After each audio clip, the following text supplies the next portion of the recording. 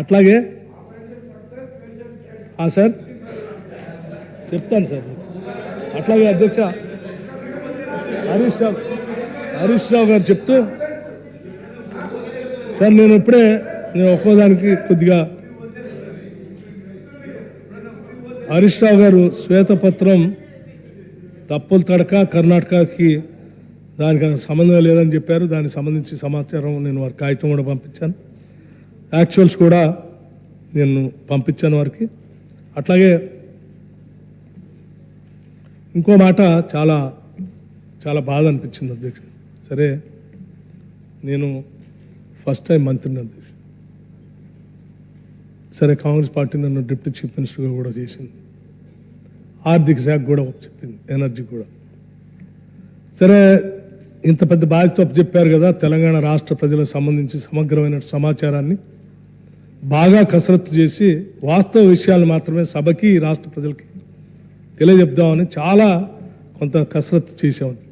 ఎంత కసరత్తు చేసినా కానీ ఆ ఆర్థిక శాఖకు సంబంధించిన అధికారులతో కూర్చోకపోతే ఈ శాఖకు సంబంధించిన సమాచారం అంత తొందరగా బయటకు వచ్చేటట్టు లేదు అధ్యక్ష. అయితే మొత్తం అధికారులందరినీ పిలిచాను. ఇప్పుడు నేను కూర్చొని ఈ శ్వేతపత్రం తయారు చేసిన అధికారులు మొత్తం తెలంగాణ రాష్ట్రంలో గత 10 ఏళ్ళుగా వాళ్ళతో పనిచేసినటువంటి అధికారులతోనే కూర్చొని వాళ్ళు ఆ తయారు చేసిన రికార్డుతోనే నేను తయారు చేశాను.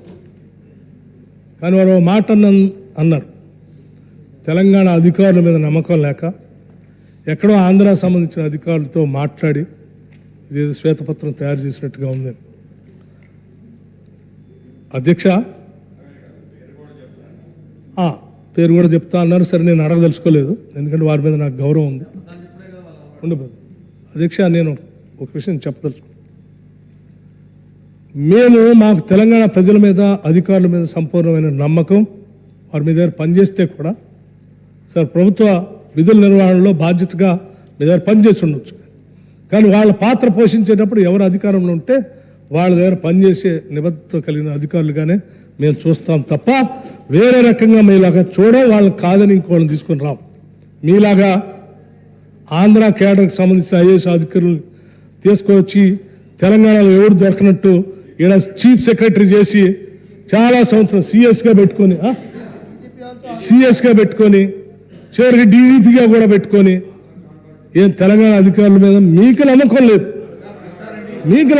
అధ్యక్ష, మీకు నమ్మకం లేదు కాబట్టే తెలంగాణ అధికారులు పక్కన పెట్టి ఏపీ క్యాడర్ కేటాయించినటువంటి అధికారులు తీసుకొచ్చి అత్యున్నతమైనటువంటి సిఎస్ డీజీపీ పోస్టులో కూర్చోబెట్టుకొని మీరు పాలన చేశారు. మీరు చేసినట్టుగా మేము కూడా చేస్తాం అనుకుంటే తప్పులేదు అధ్యక్ష. లేకపోతే ఎవరో రిటైర్ అధికారులను తీసుకొని వచ్చి మీరు రాపిచ్చారు. ఇది పేరుతో సహా చెప్తారు అధ్యక్ష. రిటైర్ అధికారులు దాకా పోవాల్సిన అవసరం లేదు మాకు.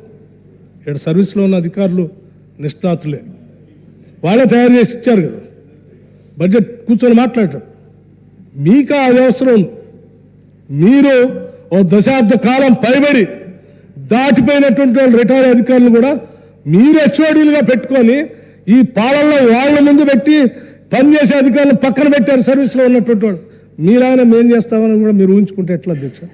కరెక్ట్ కాదు కదా, తప్ప అధ్యక్ష. అది మీరు మమ్మల్ని ఏమైనా అనాలనుకుంటే అనండి, కానీ అధికారులు మాత్రం అవమానపరిచేటట్టుగా, తెలంగాణ అధికారులు అవమానపరిచేటట్టుగా ఇటువంటి బ్లేటెంట్ స్టేట్మెంట్స్ మాత్రం ఇవ్వద్దని చెప్పి చాలా సీనియర్ సభ్యులైనటువంటి ఆర్థిక శాఖ మంత్రులు హరీష్ రావు గారికి నేను విజ్ఞప్తి చేస్తా ఉన్నాను.